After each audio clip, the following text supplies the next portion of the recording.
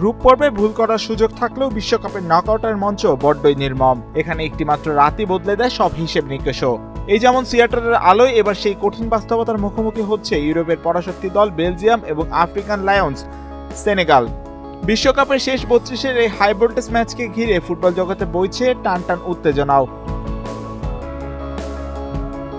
কাগজে কলমে বিশ্ব র্যাঙ্কিংয়ের নবম স্থানে থাকা বেলজিয়ামই ফেভারিট হয়ে আছে সবার কাছে। একসময় সোনালী প্রজন্মের Thibaut Courtois, Kevin De Bruyne, Gold's Gym across 30+ countries with over 700+ locations worldwide.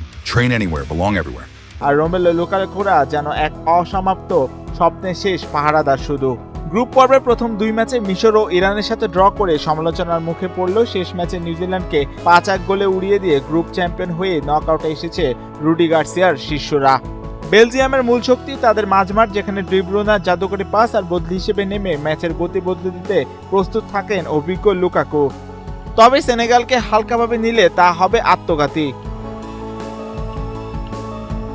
France ও নরওয়ের কাছে হেরে দেয়ালে পিঠ থেকে যাওয়া দলটি শেষ ম্যাচে ইরাককে 5-0 গোলে বিধ্বস্ত করে সেরা তৃতীয় দল হিসেবে ইতিহাস গড়ে শেষ 32-এ জায়গা করে নিয়েছিল। গতি, শারীরিক ফুটবল আর বিপজ্জনক কাউন্টার অ্যাটাকই সেনেগালের কোচ পাপে থিওয়ের দলের মূল অস্ত্র। যদিও প্রধান গোলরক্ষক ইদুয়ার্ড মেন্ডির ইনজুরি সেনেগালের জন্য বর্তমানে বড় ধাক্কা।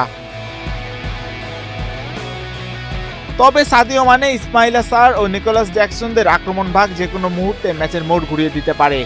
এদিকে এই ম্যাচের আরেকটি রোমাঞ্চকর দিকও রয়েছে, যেখানে আমাদো ওনানা রয়েছেন, যার জন্ম সেনেগালে হলেও তিনি এবার খেলবেন বেলজিয়ামের জার্সিতে। এদিকে আন্তর্জাতিক ফুটবলে দুই দল এর আগে কখনোই মুখোমুখি হয়নি। একদিকে বেলজিয়াম চাইবে বলের দখল রেখে ছোট ছোট পাসে নিজেদের জায়গা তৈরি করতে, অন্যদিকে সেনেগালের লক্ষ্য থাকবে কাউন্টার অ্যাটাকেই বেলজিয়ামকে চেপে রাখা। নেদারল্যান্ডস ও জার্মানির মতো পরাশক্তির বিদায় নিশ্চিতভাবে বেলজিয়ামকে সতর্কবার্তাও দিচ্ছে। নকআউটের এই মরণবাচন লড়াই কে হাসবে শেষ হাসি, বেলজিয়ামের অভিজ্ঞতা নাকি সেনেগালের লড়াকু মানসিকতা, সেটাই এবার দেখার পালা। এম মাহিউজ্জামান, বাংলাদেশ প্রতিদিন।